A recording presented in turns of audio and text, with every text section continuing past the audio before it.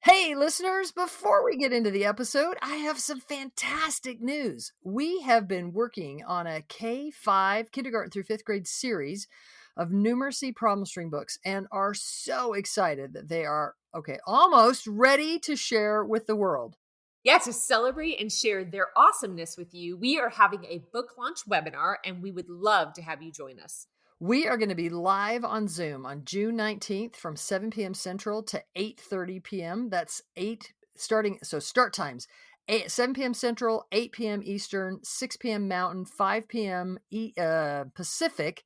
We would love to have you June 19th. I'm going to show you what makes these books fantastic, great, super, unrivaled, and how they're like nothing else out there. Yeah, these books are jam-packed with problem strings that will keep you busy way beyond a school year. Interested to know more? Go to mathisfigureoutable.com/psbooklaunch. So no spaces in there. mathisfigureoutable.com/ps, that's like problem string, book launch. One more time. mathisfigureoutable.com/ps, P like Pam, S like string, book launch to read all about it and book your spot. Y'all, it's going to be great. We'll see you there. See you there. Hey, fellow mathers, welcome to the podcast where math is figure-outable. I'm Pam Harris, a former mimicker turned mather. And I'm Kim Montague, a reasoner who now knows how to share her thinking with others. At Math is Figure-Outable, we are on a mission to improve math teaching. Because we know that algorithms are amazing human achievements, but they are not good teaching tools because mimicking step-by-step procedures can actually trap students into using less sophisticated reasoning than the problems are intended to develop. In this podcast, we help you teach mathing, building relationships with your students and grappling with mathematical relationships. We invite you to join us to make math more figure-outable. Hey there. Kim. I know. You know what today is. You know, we should have some like celebration music, like bing, bing, ding, ding, ding, ding, la, la, la, la, la, la, la. Yeah. Maybe our editor will throw some like celebration music behind us right now. Like big fireworks. It is such a great time. Can you believe that we have been at this for 5 years? Wow. 5 years of the podcast. Wow. It's like a small child. Like, oh gosh. Oh, no. No. Oh, wow. I don't have the energy for that. 5 years is unbelievable, and I give you a lot of credit for keeping us going. If this would have been only up to me, there's no way I would have been this consistent. Yeah, we've had a lot of laughs, a lot of really important conversations. Yeah, and a lot of bloopers. And lots of mistakes in the intro and a lot of me saying, wait, I'm sorry. I was looking out my window. I wasn't listening. Well, and me saying, wait, I can't hear you. Wait, can you hear me? And then we're like messaging back and forth in the audio program. Can you hear me? Can you hear me? Plug your audio in. Yeah. What a great celebration. There you go. What are we going to do for this 5-year celebration of the Math is Figure-Outable podcast? Yeah. So for this episode, we asked people what were some of the important moments from the last 100 or so episodes that they felt like other people needed to hear. So we do have the episode that is Start Here. That is, I think it's 156, to share with people like what are all the things that are Math is Figure-Outable that will get you a good view of what we believe. But we thought, what are some other episodes that people need to know about? Yeah, so we have chosen a few episodes, and we're going to give you a little brief glimpse into those with maybe a few blooper reels thrown in there. I just said flown in. Yeah, there we go. Blooper. I'm thinking about bloopers as we go. So enjoy some clips from some very important episodes that we've done recently, and enjoy. Here you go. Go for it. That reminds me, Kim, of times where people have said, hey, we kind of want a list of the best questions to ask. Yeah. And we've said, I mean, that is a helpful thing. Sorry, I was totally just unplugging my headphones and I was trying to figure out why I was hearing crackling in my... We're such a mess today. Today's a mess. All right, I'm going to stop playing with the plug of my headphones. Where was I? Oh yeah, people ask. Yeah, they ask for this like list. Yeah. Well, and you and I have always kind of been a little uncomfortable with that because there are good questions. We can give you a list of decent questions to ask. Sure. I think the reason that we get kind of pausey and hesitant is you don't ask the same question at the same time to every student. And Right, you don't right, really, you don't ask the same sequence of questions. That's probably the right. most important part of it. Yes. That sequence of questions is going to depend on the student. Yeah. Cool. So I could also say there might be a time where you're interacting with a student and they're just kind of being obstinate, Right. where they're like going to wait you out until you tell them what to do. And in that case, we might, as teachers, that might be the time where we get the most like, oh, let me just tell you what to do. Like when the kid's like, Sure. I don't know, Yep. Yep. just tell me what to do. Yep. So we also might want to kind of parse out when you're dealing with a kid who's just trying to wait you out until you just use a funneling pattern of questioning. And maybe we can talk about like how you could, in fact, Kim, how would you handle that? I mean, so much of it is dependent on the relationship with the student, right? Like that's kind of the first thing is, how do we get to this place where they're so focused on the answer? Have I done something to indicate that I'm focused on the answer? What's their background in mathematics? I mean, But if we it might be the beginning of the year where Sure. as they come to you, they've all kind of had that as their Yeah, background. yeah. Well, Yeah. but it could be, it has happened that it's on me. And so I have to really think about what do I know about the student and try to enter into a place where they have access to something, right? I think kids, when they're seemingly obstinate, when they're like, I'm just going to say something, most of the time it comes from they're trying to regurgitate something they think you want, or they're kind of checked out a little bit because we haven't accessed what they know. And that's kind of the whole point of questioning to me is let me get to where you are that you know something about this. And instead of like shove you along, let me like dig into a conversation with you and guide you and partner with you and have a conversation with you so that we can make connections together. Yeah. So know your content, know your kids. You're sort of Yeah. thinking everything you know about that student, and then you're using that to enter into the conversation. Yeah, for sure. Yeah. Now I realized it isn't so much about solving math after learning from you both. Kim. Wait. Sorry, I'm reading along with you. Oh, you're reading. You're not supposed to read. Well, I'm just reading along with you. Okay. Okay, Uh, Kim, but yeah. Go ahead. sorry.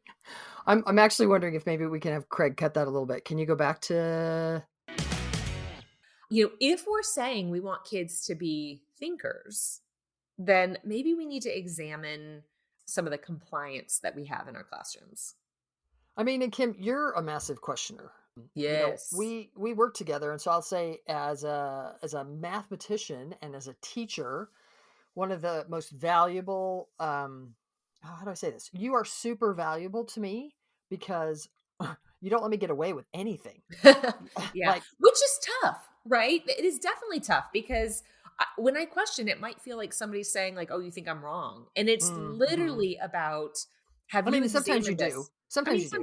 Yeah. sometimes, but But really, it's about I want to understand, well, and I and often we push each other for yeah, clarification and for like meaning what we say and not just kind of offhandedly uh-huh, whatever, and meaning what we say, but also being heard the way we intend to be heard. uh-huh. Those are two different things, I think.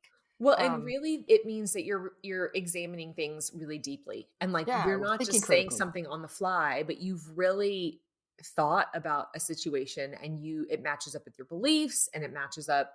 We have integrity. Uh-huh. Yeah, yeah, Yeah, yeah. You and I both, that's important to both of us. for sure. So we're both questioners. But we kind of want to turn the conversation a little bit to this idea of compliance. Hmm. And what does it mean to be compliant? Because you kind of said, there might be some things like safety where we need kids to be compliant. You kind of said our society is a little bit compliance driven, and that might be, we might take that as super negative, but I'm going to say there are some places where Yeah, sure. compliance I think is important. Maybe not blind compliance. Maybe Yeah, I think like people have different what they're okay with in their lives for compliance or not, and so I don't know that we're going to suggest like how much compliant each person should be. yeah. But I think we're saying that we would agree that there with each other that there are times where compliance is important. So maybe let's parse out today. We're going to kind of wing this a little bit. Where is compliance important for us or not important for us Yeah, in in a classroom. Yeah, we could do lots of things kind of in other places, but let's focus on math teaching a little bit, or maybe just even teaching. Yeah. So Kim, I know you've Yeah. told me a little bit about reunitize, and that is a skill that we need. A pat. Sorry, Kid Craig. Get rid of that, please. We have talked about this before on some episode, and maybe more than one, that problem strings are an art, that there's a nudge, that they're going somewhere, there's a purpose. And I know that some teachers right now are thinking about a problem string and they're going, wait, but like I let my kids solve it however I want or however they want. And Mm-hmm. even though there might be a goal of the string, they can still solve it however they want. And that's true. They, on their paper, at their desk, whatever, can solve however they want. But the conversation is not about a bunch of different strategies. As you go through the problem string, there is a focus, and the direction that the teacher's headed, the conversation's supporting that goal. Mm-hmm. It's like in a problem talk, there's different conversations about different kinds of strategies. And in a problem string, the conversation's more narrowed. Especially if you're trying to develop a strategy. Mm-hmm. If you're trying to develop a model, the conversation can be, Yeah. You can ask for lots of different strategies because you're trying to really get good at the model, Right. or a big idea. But if in this problem string, we're really trying to focus on a strategy, Yeah. or building some relationships that kids can use, then we're gonna focus the conversation, not demand what kids do on their paper, but focus the conversation. Yeah. What's really nice about a problem string too is that you're giving kids the opportunity to do lots of different things. So in this particular strategy, or in this particular string, the work that was on a ratio table had a strategy of over that you were going for, but there was still some really nice conversation, or in my head, there was a conversation about doubling, about scaling, about times 10, about quarters. Like all of those things were in my head as I was doing this work. And because there are multiple problems in a problem string, I'm doing more math than in a problem talk where you ask me how I solved that one problem that one way. I might be a Kim who's sitting on the carpet, and as the kids are talking, I'm staring at the numbers and I'm thinking about lots of other ways I could solve it. But I might not be. I might be a kid who solved it one time and then that was the whole thing. Mm-hmm. So you get more math, more done in the same amount of time. Yeah, all the mathing that you just mentioned that we get out of that problem string experience, compare that to the mathing or not that we got from a kid solving the problem using the algorithm.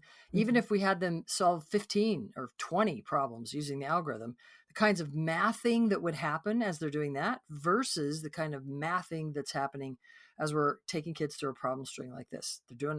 They're getting lots of answers in both cases, but the amount of mathing that's happening is significantly different. Look what we get from mathing.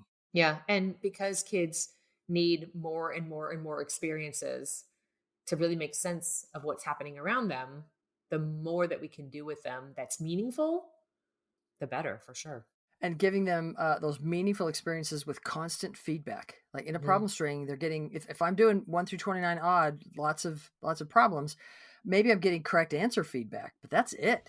In a problem string, I'm getting lots of feedback on my thinking over and over and over again. A high dose of patterning. All right, cool. Found a place where math is not about memorizing. Whoops. Yeah, it is. Wait. Oh my gosh. I'm like, not about memorizing. I'm like, wait, do I mean that? What do I mean? Okay. It's not.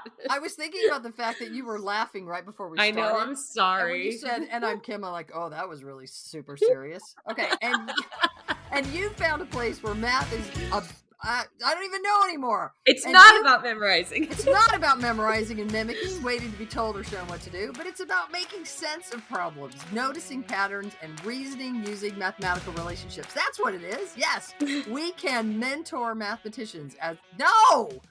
This is not the one I want.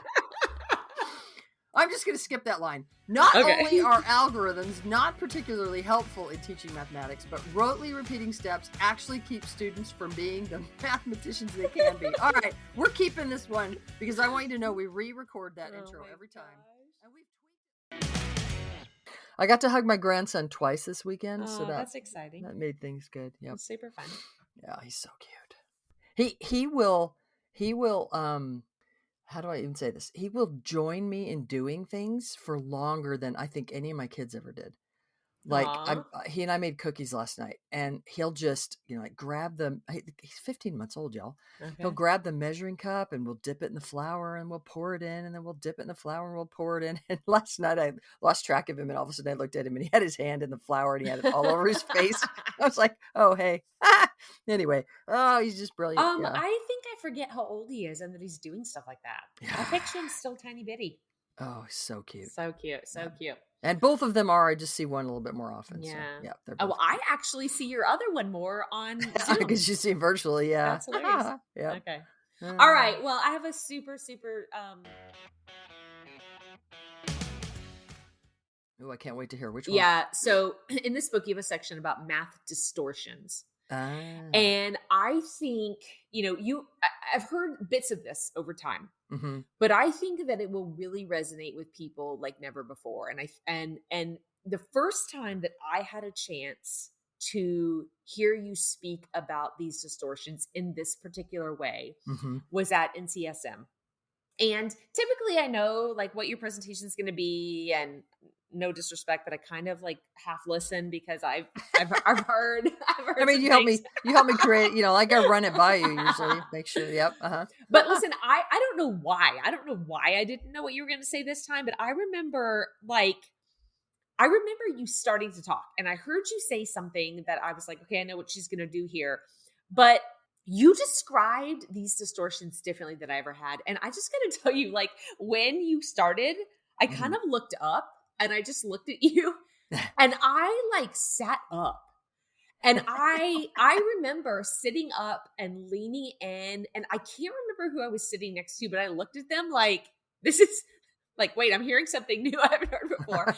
And the people in the room heard it so well as well. I remember like just feeling the silence in the room because it was such like the story and the connection and the way that you described what I'm going to ask you to share today, it just made sense in a way that other things I think like people maybe have kind of heard. And so I hope that you'll share today about the math distortions. I remember that particular NCSM Yeah. presentation because in that silence that you're talking about, Yeah. somebody went, huh. Yeah. And I kind of zeroed in and I was like, heard the noise and I was like, what? And that person goes, it's just so good. Yeah. I think it, because you've kind of talked about these distortions in a different way. And this time it just hit differently. It just hit differently for me. It hit differently for the people in the room. So I think we should talk about that today. Cool. So maybe I'll just mention the book is called Developing Mathematical Reasoning, Avoiding the Trap of Algorithms. Yeah. It has been a labor of love. And I'm going to give Cameron, my son, some credit. He had heard me talk about I think the way that you had heard me talk about these distortions before. And I would talk about them as perspectives. Mm-hmm. In fact, we may have a podcast or two where I have talked about perspectives. Uh-huh. Yeah. Yeah. And he said, I don't think you should call these perspectives because that makes it sound like valid and good. And we should, I don't know, honor that people have this perspective kind of on life. And he goes, but these aren't perspectives. These are distortions. Mm-hmm. And I was like, that's so good. Yeah. So yeah, in the book, just overall, I've poured a ton of learning and thinking to help math teachers and leaders really realize that algorithms can trap students. I know we sort of start the podcast that way, Yeah. but we really dive into details and kind of help teachers go, oh, that algorithm, I can see how that does. We outline some traps. That kind of hit all algorithms. We've said before, algorithms are amazing human achievements, but they are terrible teaching tools. Yeah. Yeah. So when we were would you consider that there are people out there who can see the shark a little bit easier? Let's just sort of use this as a metaphor for a second to say that there are people who have natural talents, I think, out there. Some people play basketball easier. Some people run hint, that's you. Like gazelles, like we all have natural talents and inclinations and interests that sort of make some things come a little bit easier for us. That doesn't mean that I can't run. I don't know that Right. I'll ever be as good of a runner as you, but I can run if I put the time and effort into it. So that there are some people out there who saw patterns and put them together to make more math.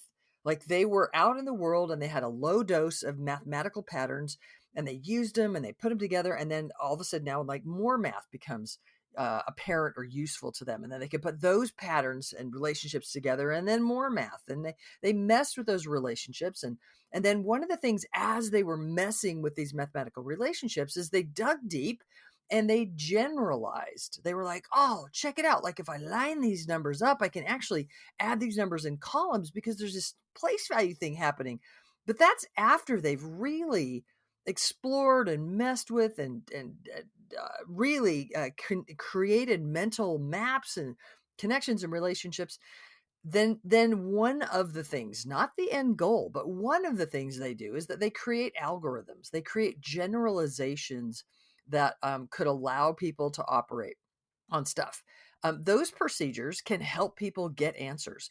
And y'all, historically, that was super important. The algorithms that Algorithmy, I pronounce his name wrong, I'm sure, came up with in the, I think, 600, 700s AD, they were super important because they allowed shopkeepers. You didn't have to be trained in the abacus anymore. You could just actually do the sums and the figures yourself to keep track of your finances in your shop. That was super important. But just mimicking those steps of an algorithm to get answers, again, super important, but that's not really doing the same processes that mathematicians, the same mental actions that those mathematicians were doing as they were creating those mental relationships and Yeah. creating those generalizations. Would you consider that then teachers and textbooks took those steps and somehow that's what gets taught? So again, if you got, everybody can think of this kind of a magic eye image, you're thinking about those dots and everything. Here's the analogy. Be a student in a classroom and be in that moment where we're learning something where students often get kind of stuck. Like maybe it's long division, maybe it's fractions, maybe it's solving proportions, so like solving equations. Like pick a moment where students often kind of get stuck in mathematics. Maybe it's memorizing their multiplication facts, whatever. And could you be a student who is sitting in that class and the teacher says, all right, everybody ready? Does McDonald's sell cheeseburgers? Here are the steps of the long division algorithm. And you could be a student who has for whatever reason, you can just see a few, get a low dose of patterns. And you're like, whoa, like that's really cool. I can see that shark. Yeah. Like I see there's relation, and you start playing with the relationships and you can kind of see what's happening behind the scenes. And you're like, wow, I can see the shark. Why is the teacher making me write down squiggles? Like, because the teacher's like, here are the steps that you do. And now I got to do this. And the kid's like, no, like I can just, I see what's going on here. And I can just see that I pick a problem, 4 divided into 364. They're like, well, I can just see what's happening. Like I can think about how many 4s are in 360. And then there's only one more 4 left over. Like, you're what? You're going to make me write all these steps down? The students who with some low doses see the shark in that moment, they're like, why are you making me write down all these squiggles? Do you have that student in your class where they just come up with an answer and you're like, yeah, you got to show your work. And they're like, really?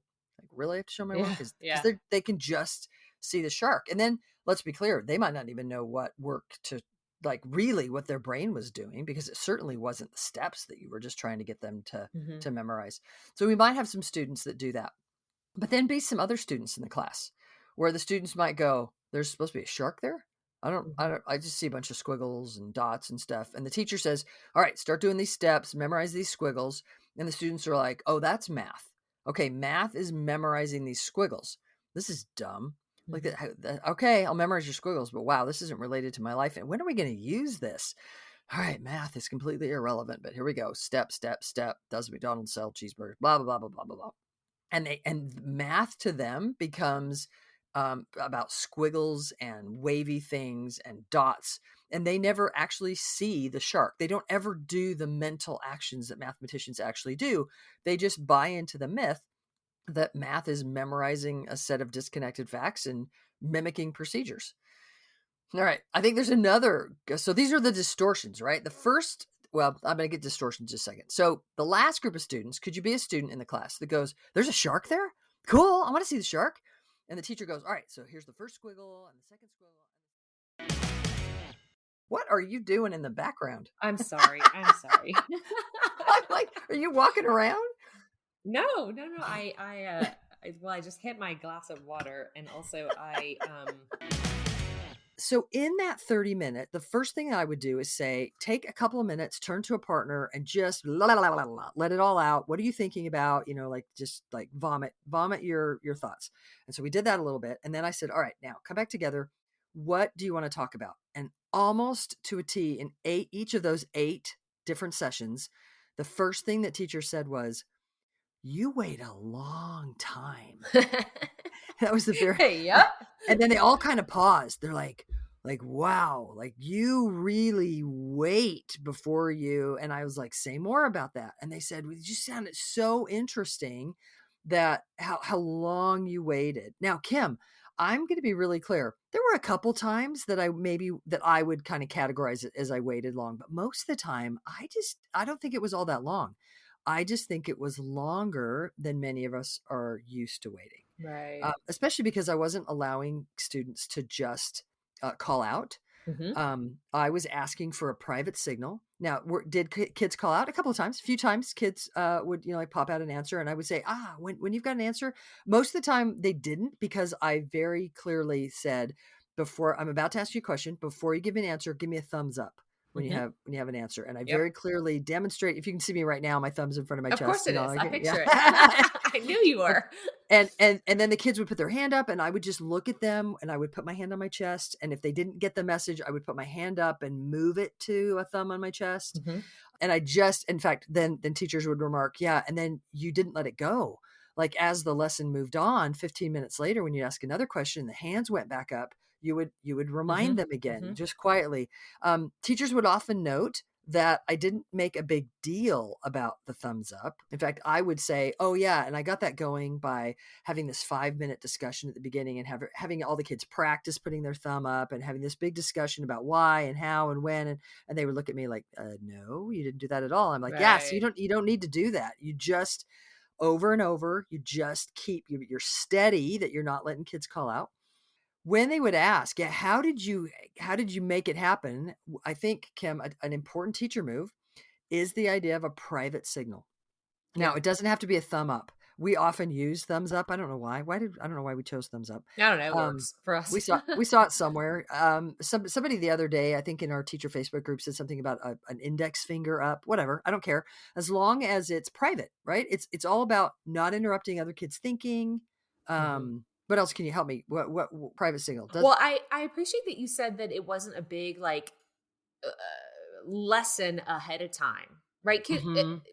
It's a simple move, but the biggest issue that we run into that people are saying my kids won't do it is because the teacher lacks consistency using it over time, over the first day or two that they introduce it in the first chunk of time. And so there's no reason for students to alter their behavior or the way that they've been giving answers in the past if they kind of can do whatever and they get called on anyway. Yeah. So, or if they can shout out and the teacher runs with it. Yeah. Yep. Yeah. Woo! Kim, that was fantastic. All right, so listeners, we really hope that you enjoyed listening to the important messages and the maybe less important bloopers. But y'all, thanks so much for joining us. Kim and I are really thinking hard about what to do next on the podcast. Where should we take it next? Yeah, in true Pam fashion, lots of ideas. All the ideas. Weighing out all kinds of good stuff. So we're excited to do some maybe new things, and we hope you'll come along with us. Yeah, thanks for tuning in and teaching more and more real math. To find out more about the Math is Figure Outable movement, visit mathisfigureoutable.com. Kim, do you know somebody the other day told me that when I say figure outable, they don't understand and that it sounds more like, I can't remember what they said. Math is forgettable. Forgettable. And I'm like, definitely not. Okay, visit mathisfigureoutable.com and keep spreading the word that math is figure outable. Dum-dum. Don't forget, y'all, go to mathisfigureoutable.com/PS book launch. That's mathisfigureoutable.com/PS book launch to register for the free Problem String book launch webinar taking place on June 19th. That's mathisforgettable.com/PS, like problem string book launch. See you there.